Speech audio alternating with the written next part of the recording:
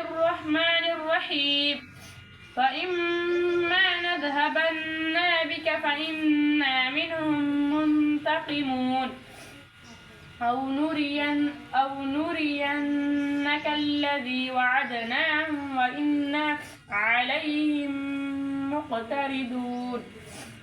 فاستمسك بالذي أوحي إليك إنك على صراط مستقيم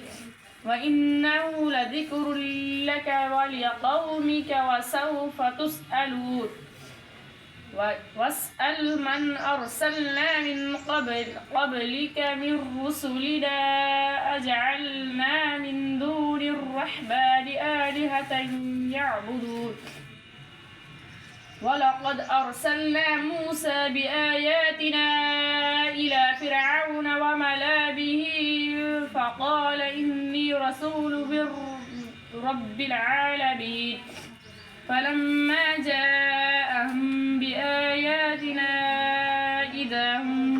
منها يضحكون وما نريهم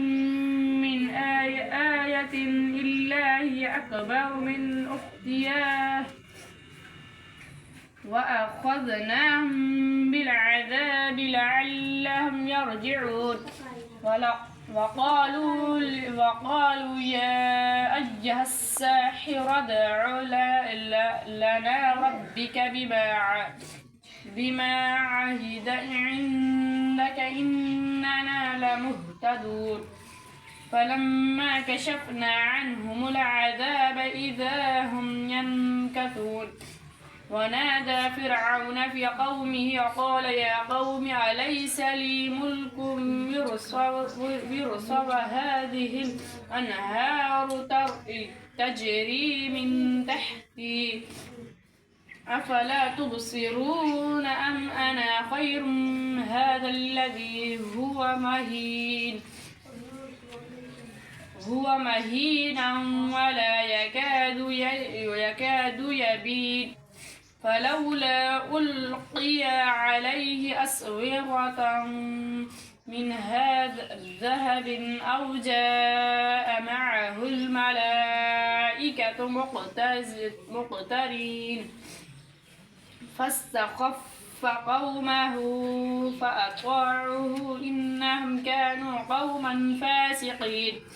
فلما آسفونا انتقمنا منهم فأغرقناهم أجمعين فجعلناهم سلفا ومثلا للآخرين فلما ضرب ابن مريم مثلا إذا قومك منهم يصدون